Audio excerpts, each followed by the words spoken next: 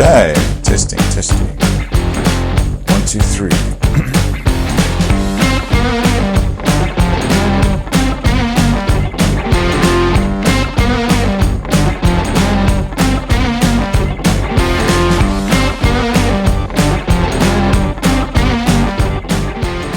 Okay, welcome everyone. Hope you enjoyed my video I did last week on L brackets, and I'm going to continue a little bit on that trend and talk about what other essential gear I think is critical for landscape photography.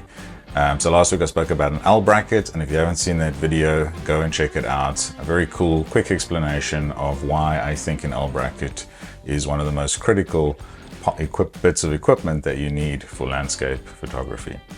This week I'm talking about filters. So I'm going to be talking about polarizers. Do you need them? Don't you need them? I'm going to talk about NDs, which are neutral density filters. Do I need them? Don't I need them? And I will show you when you need them for landscape photography and seascapes and all things like that. And then I'm also going to be covering, do you go for the circular system or do you go for the square system? So that's very important. A lot of factors can depend on your budget, can depend on your lenses, and a whole lot of things. So I'm going to be talking a little bit about that throughout the video today.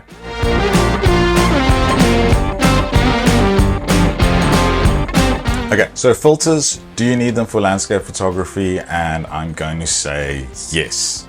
90% of the time, you'll probably want to use some sort of filter, whether it's just a polarizer or you're looking at 3-stop neutral density filter, just to give you some longer exposure to get some cloud movement or some water motion, all the way up to your 15 stops, which I very seldomly use, but can be very nice if you're on the mountains in the middle of the day and there's fast moving clouds and you want to do these nice streaky clouds across the sky. Also, the longer those exposures go for, they're quite nice to turn into black and white images. So it all depends on what you want to create and your own creative style. But all the filter is doing, essentially, from the neutral density point of view, is giving us control over our exposures. So it's giving us control over time by making the scene a bit darker, which means we can decide what exposure we want to be at. Otherwise, we might not be able to get dark enough or shoot for long enough to get the effects we want to do under normal lighting conditions. So all the filter is doing is giving us control over our shutter speed and how long we can expose for.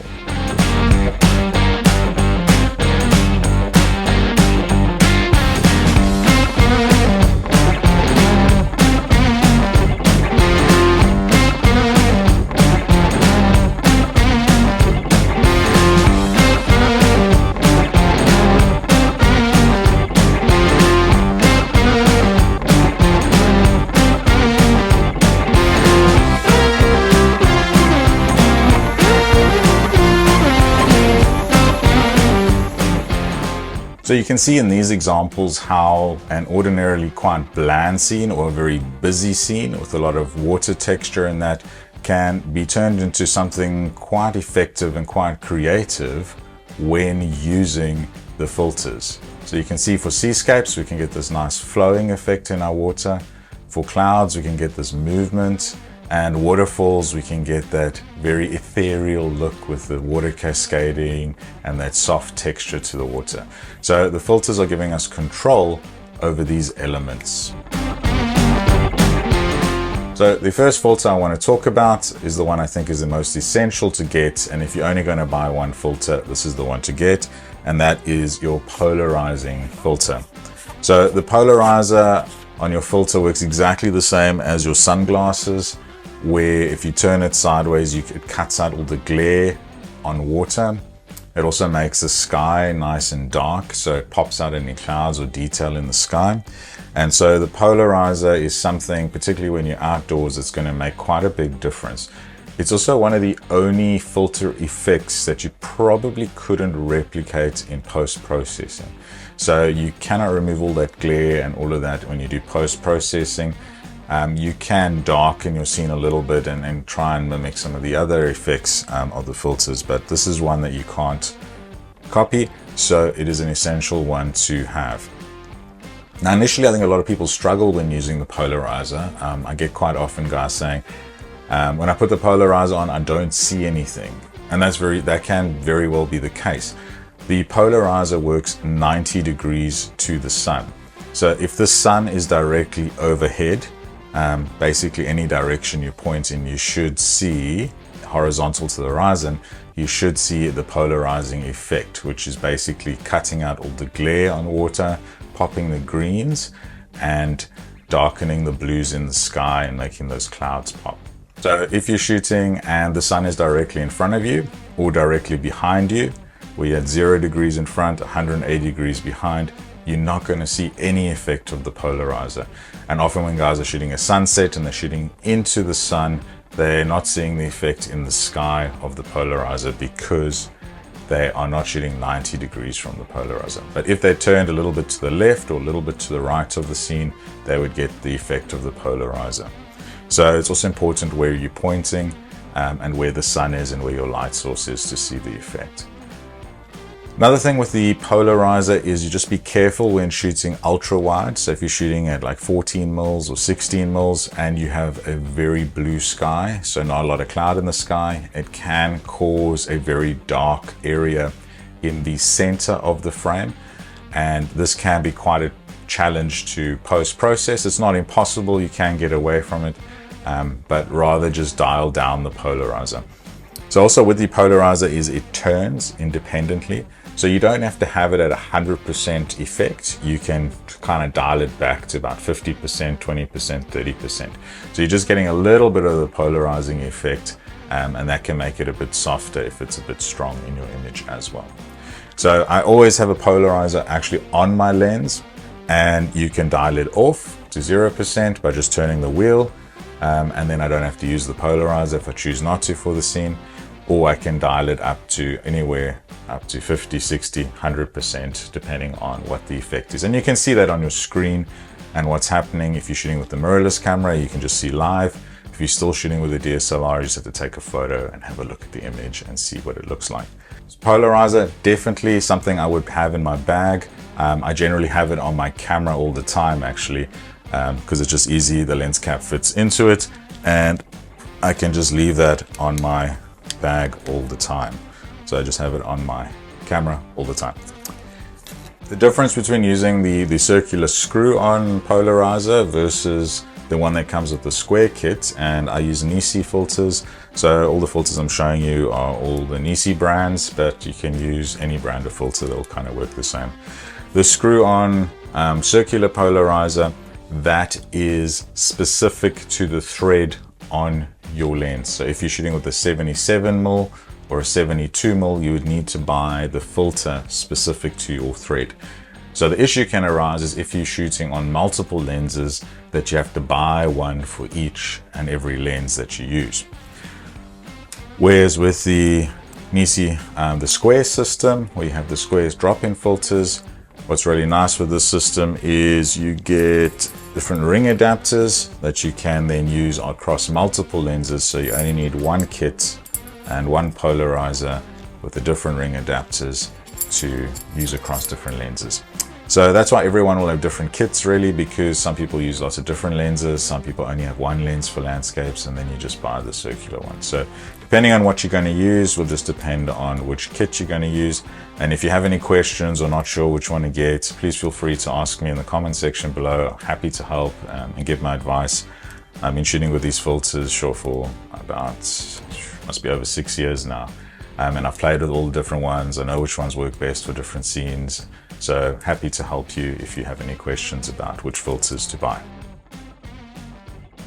Okay, next I'm going to talk about is neutral density filters. And these are the filters that give you control over time. So your shutter speed, how long you can expose for. If it says 3 stops, that's 3 stops of light darker. So if you were exposing for half a second, we'd go up to 1 second, 2 seconds, 4 seconds. So that means if you put a 3-stop filter on and you were originally shooting at half a second, you can now expose for 4 seconds. So that's all the stops mean. It's just 3 stops of light. If you put a 6-stop on, so you're going from 4 seconds, 8 seconds, 16 seconds, what's that, 32 seconds. So you can see the stops go, the doubling of light goes up quite quickly. So if you put a 6-stop filter on, you could go from shooting half a second with no filter all the way up to 32 seconds. So you can do a nice long exposure, smoothing out all the water, getting a nice silky look to your image. So that's what the stops mean on the filters. The stops come in, the ND filters come in both the square system and the circular system. So I'll just talk about the circular system first. So what's nice with the circular is it's small and compact. I have a 6-stop here, and I can screw this onto the front of my polarizer. So you don't have to replace the polarizer with the ND filter. You can add it onto the polarizer. So you're still getting the polarizing effect. However, you now have control over your time because you have a 6-stop ND filter on. Be careful with the threads though. When you start screwing these in too often or too tight, they can become jammed. So just very gently tighten, don't even tighten, just till it stops turning and it won't fall out. And then never over tighten your threads because getting them apart can be a problem. So that can be a slight issue when using the circulars, although I've never experienced that myself, but I am aware not to over tighten the threads. So for the square system, your filters will come with a bit of a holder. So if you have been shooting with filters, you'll probably recognize this, and your filters can now slot in to this filter. So what's nice is it's very nice to stack them. I can put a 3-stop with a 6-stop, giving me 9 stops, so I can do very long exposure. So being able to stack in the holder that clips onto your lens is also a very nice system for the filters. And then the last thing that potentially the square system has that the circular system doesn't have, and this is the advantage of it, is we can use these grad filters. So grad filters basically mean that if our sky is much brighter than our foreground, we can put in a graduated filter and it will darken the sky part of our image and keep the bottom part of our image nice and light. And this will basically bring in our dynamic range of our scene into a more controlled area. More or less would use this if I was shooting directly into the sun or very close to the sun and it was very bright. And then this would then control my dynamic range of that sky. However, saying this, a lot of people aren't using the grad filters anymore, and I'm true of this as well. Only in very specific scenes do I find I really need to use that. And that's because the dynamic ranges on the new cameras are just so good. We're able to pull out so many more highlights and so much more detail out of the shadows than we ever could before. So they are sort of fading away and becoming unpopular. Also because they're quite big and to carry in your bag, and you got to put your bag with all the filters. So they're big and expensive, and people are deciding not to go with the graduated filters. Also depends how you edit. So if you look at one of my other tutorials, I talk about dual processing. And if you're dual processing your editing, you don't necessarily need the graduated filter because you'll do a darker exposure for the sky and then a lighter exposure for the foreground and then blend the two together, which gives you a very similar effect to what the graduated filter is doing on the camera. You're kind of doing it in post. So because of that kind of dual post processing, guys are also moving away from using the graduated filters. So that is something to consider when buying new filters. I also just want to mention that some lenses, like my Z14-24 Nikon lens, requires a special holder and 112mm size filters. So you can get specialized filters for all the different lenses with different holders. You might just have to pay a bit for them, but it is possible to get filters, I think, for almost every lens out there. But you might just have to use quite a big system in order to use the filters. Okay, next let's chat about what are the differences between the filters. So what if I don't use a filter? What if I use a 3-stop filter? What if I use a 6-stop filter? And then a 10-stop filter. These are kind of the standard ranges of filters. I think in the Lee filter, it's called a little stopper and a big stopper. But this has kind of become the standardized sizing in filters. Is the 3, the 6, and the 10. And then the polarizer adds 1 stop. So that's the way I would think about it.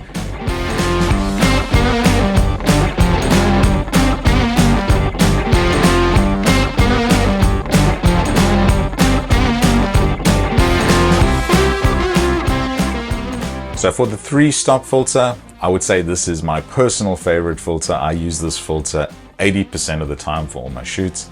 And the 3-stop is my favorite because it allows us to get very short motion control. And because I do a lot of seascapes and I'm really close to the water, I like to shoot at about 1/3 of a second up to 1/2 a second, maximum 1 second.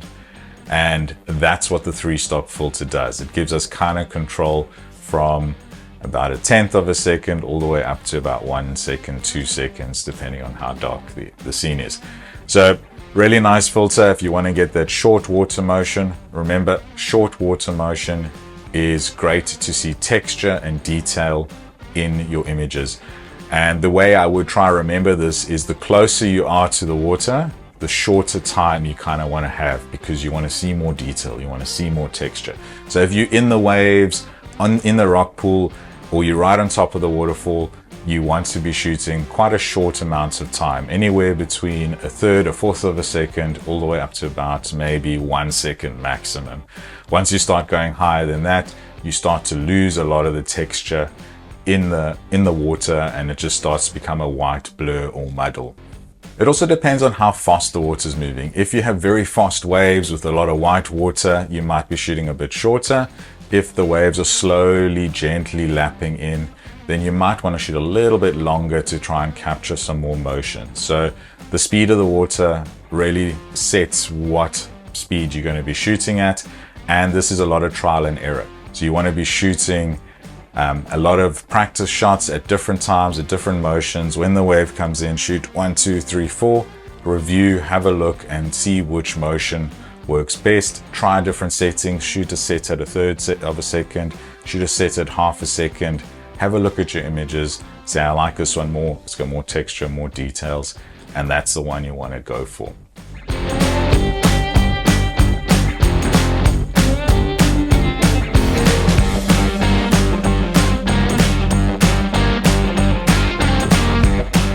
Hey, moving up to the 6-stop. 6-stop would be the second most used filter that I use, and this I use if I'm a bit further away from the water. So if I'm standing up on a cliff and the sea is down at the bottom, the waterfall's quite far away, and I want to really pronounce that water motion, then I go for the 6-stop, and that you're looking at anywhere from 2 seconds up to 10 seconds. So you might start to use this if you've got really fast moving clouds flying past and you want to do a 5 second, 10 second. Now you can start to not only just do water motion, but you can start to get motion in the sky and in the clouds. This can also be nice if you want to do a bit of car trails, so it's evening and the cars are zipping past. You can go up to 10, 15 seconds as it gets darker with the 6-stop. So really nice filter for that kind of longer exposure. It's probably also the filter I'd recommend if you're only going to buy one, because you can come down to about 1 second, 1/2 a second. It just means you have to drop your aperture quite low to like f4, but it is able to stretch. So if you only can afford one filter, it's the filter that you kind of can stretch between all the other filters by adjusting your settings and sneaking it in. So 6-stop, great filter to have as well for those longer exposures that you want to shoot.